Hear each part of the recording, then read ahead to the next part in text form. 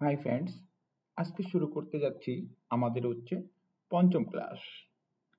আজকের ক্লাসে আলোচ্য বিষয় আমরা কিভাবে নাম্বারিং, অ্যাকাউন্টিং এবং জেনারেল কিভাবে করা যায়, তারপরে এই কাজ নিয়ে আমরা আজকে আলোচনা করব। এরপরে আমরা আলোচনা করব row insert, column insert, row column নিয়ে আজ আলোচনা করব। চলুন কথা না বলে আমরা আলোচনায় যাই। প্রথমে দেখেন, এর আগের দিন আমরা শিখছিলাম ব্যালেন্স যোগ করা, সেটা আমরা জানি। এটা কত হয় সেটাও আমরা এর আগে শিখছিলাম। কিভাবে এটা করতে হয়, সাম ফর্মুলা দিয়ে আমরা যোগ করতে পারি, সেটা আমরা করতে পারি।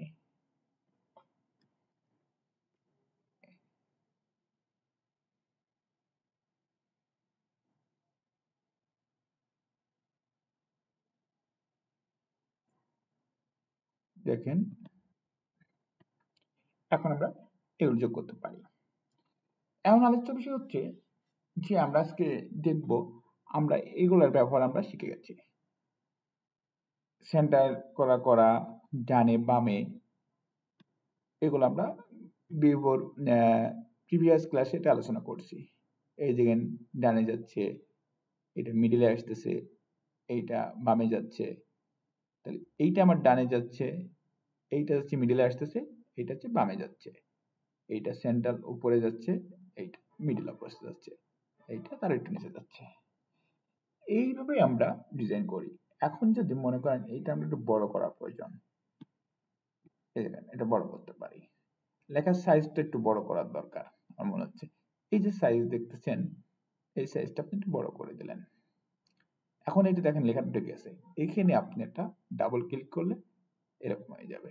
আপনি একটু বড় দরকার, আপনি একটু বড় করে দেন, আরো বড় দরকার, বড় করে দেন। এখন মনে করেন আপনার এই টেবিলটা সবগুলো একবার আপনি মিডিল করতে চাচ্ছেন, সবটা কভার করেন। এই যে এটা আপনি করতে পারলেন, করতে পারবেন। তাহলে আমরা এটা জানি, এইটার কাজটা কি। এটার কাজটা দেখেন, এটা করলে কি, এই লেখাগুলো আপনি যদি একটু স্টাইলিশ করতে চান, দেখেন এই রকম করলে কি সবগুলা কেমন দেখছেন। এই একটা ডিজাইন, এইভাবে আপনি দেখতে পারেন এবং দেখলে মানুষকে দেখাতেও পারেন। এখন আপনি আবার কন্ট্রোল জেড। এখন দেখেন, এটা তো আপনি দেখলেন, এইটার কাজটা কি। এইটার কাজ হচ্ছে এবি, অর্থাৎ আপনি মনে করেন সাদ্দাম জাফর। এখন আপনি চাচ্ছেন যেটা নিচে লিখবেন, নিচে কিভাবে লিখবেন দেখেন।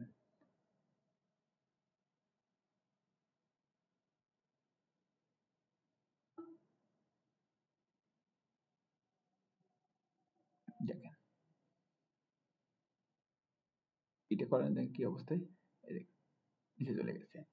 আপনি যদি কোনো লেখাকে 2 লাইনে লিখতে চান, তাহলে আপনি এবি ফরম্যাট ইউজ করতে পারেন।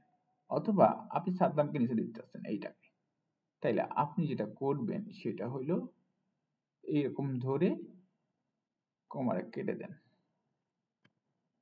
দেখেন, আপনি যদি এইটা ধরে এইভাবে দেন, কি অবস্থা চলে গেছে। এই কলামে যতটুকু অক্ষর থাকবে, বাদ বাকি সব সেকেন্ড লাইনে চলে যাবে। এইটার কাজ হচ্ছে আপনার এবির কাজ। এরপরে আপনি যদি চান যে এটা আমি স্পেস দিলাম, প্রবলেম করছেন যে আমার দরকার হচ্ছে এতটুকু ভ্যালু, এটা আপনি ব্লক করলেন, করার পরে আপনি এবি দিলেন। দেখছেন, এইভাবে আপনি সেকেন্ড লাইনে যেতে পারেন। সেকেন্ড লাইনে যাওয়ার এক্সেল এভাবে করা যায়। এখন আলোচনা করি এইটার কাজটা কি। ডলার চিহ্ন, আপনি কোনো ভ্যালুর সাথে যদি আগে ডলার রাখতে চান, কিভাবে রাখবেন সেইটার কাজ। এই ডলারটার কাজ হচ্ছে আগে ডলার করা, দেখছেন। এরপরে হচ্ছে যে আপনি যদি পার্সেন্টেজ করতে চান, যে সামনে আপনি পার্সেন্টেজ নিয়ে আসতেছেন 500%, তাহলে এই দেখেন 500 গুণ 1000 যদি গুণ দিই তার মানে 50,000 হয়ে যায়, তাই সে 50,000 হয়ে গেছে, মানে 100% গুণ হয়ে গেছে। তাহলে আপনি পার্সেন্টটাও বুঝলেন। এখন চাচ্ছেন এর মধ্যে জিরো কমাতে, এই দেখছেন না জিরো পয়েন্ট, একটা জিরো বেড়ে গেছে, আটটাকে দুটো জিরো বেড়ে যাবে, আবার দেখবেন তিনটা জিরো বেড়ে, এখন আপনি কমাতে চাচ্ছেন সেম ভাবে, এখানে গেলে কমে যাবে, এখানে কমে যাবে, এটা কমে যাবে, এটা কমে যাবে। তার মানে হচ্ছে মূল ভ্যালুর সাথে যদি আপনি পয়েন্টের পরে জিরো নিয়ে আসতে চান, কমাতে চান, এই দুটোতে আপনি কমাতে করতে পারবেন। এরপরে হচ্ছে এইটার কাজটা কি? এইটার কাজ হচ্ছে আপনি জিরো নিয়ে আসতে সেটা নিয়ে আসতে পারবেন, এবং সে পয়েন্টে দুটো, এটা ডিফল্ট পয়েন্ট দুটো চলে আসবে, পয়েন্ট পরে দুটা জিরো চলে আসবে। এখন এটার কাজটা আমরা আজ এইটুকু নিয়ে আমরা আলোচনা করব। তো এখন প্রথম হচ্ছে আপনার এই বক্সটুকুতে মনে করেন আপনি কভার করলেন জেনারেল, জেনারেল অর্থাৎ এইটি এরকমই থাকবে, নর্মালি যে ফন্টটা সেটা থাকবে, নর্মালি ডিফল্টে জেনারেল থাকে। এখন আমরা এটা আমরা নাম্বারিং করব। নাম্বারিং ফরম্যাটের কাজটা কি দেখেন, সবগুলো নাম্বারিং হয়ে গেছে। নাম্বারিং অর্থ আপনার মূল যে ভ্যালু থাকবে তার সাথে দুইটা শূন্য অ্যাড হয়ে যাবে, পয়েন্টের পরে দুটো শূন্য অ্যাড হয়ে যাবে, এটা হচ্ছে নাম্বারিং গুণাবলী।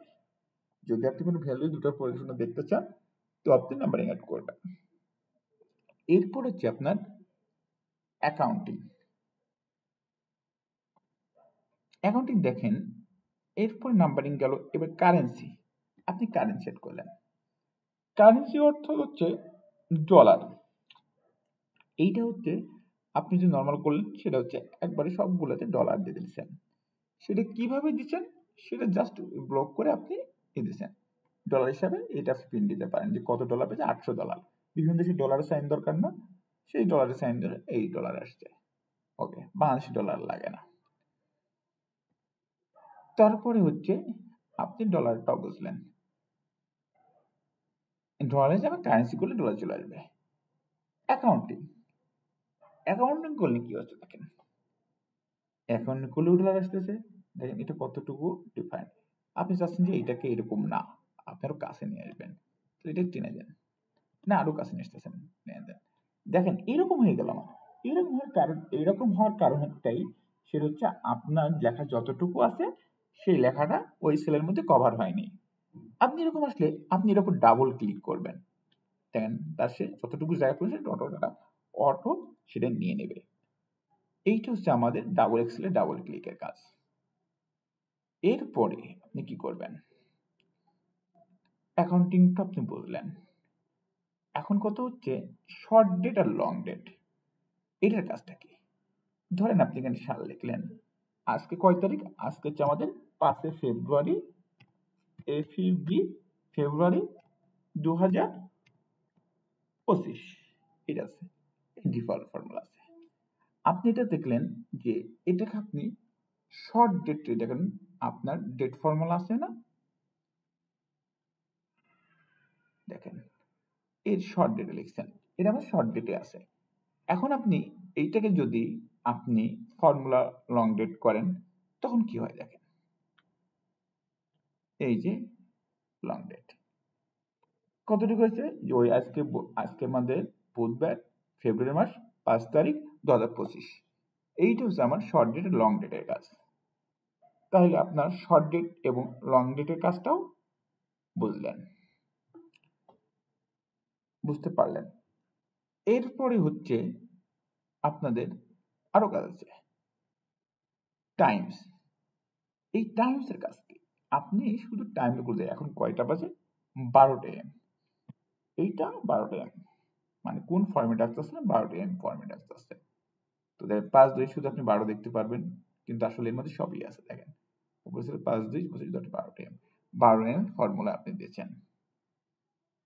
এরপরে হচ্ছে আপনি পার্সেন্টেজ, এইটা যদি আপনি পার্সেন্টেজ হিসেবে দেখতে চান দেখতে পারবেন, কোনো প্রবলেম নেই। এরপর ফাংশন, এইটা হচ্ছে আপনার ফাংশন হিসেবে কাজ করবে। তো এই আমাদের কাজ, এটা হচ্ছে সংক্ষেপের কাজ। এই কাজগুলো আমরা করে থাকি, আমার প্রতিদিন লাগে। সো এই কাজগুলো আমাদের মনোযোগ ধরে করতে হবে। এখন দেখেন, আমার যদি কোনো সেল বা কলাম অ্যাড করার প্রয়োজন হয় বা রিমুভ করার প্রয়োজন হয়, কি করবেন? আমার ধরেন আমার এই জায়গায় একটা সেল দরকার, সেটা আপনি সেল কিভাবে অ্যাড করবেন? দুইভাবে অ্যাড করতে পারেন। এই যে দেখছেন এখানে, এখানে যে দেখেন ইনসার্ট অপশন আছে, এখানে আপনি ইনসার্ট করতে পারবেন। একটা অপশন, হয়তো এখানে ছিল আপনার মার্ক দরকার ছিল, এটা আপনাকে মিস করে গেছে, এখানে আপনার মার্ক অ্যাড করার দরকার, বা একটা কলাম অ্যাড করা দরকার। এই দুটো ভ্যালু আপনি জানুয়ারি ফেব্রুয়ারি মাসে কত টাকা করছে সেটা ভ্যালু যোগ করতেছে। তা আপনি এখানে লিখলেন যে টোটাল ভ্যালু ফেব্রুয়ারি,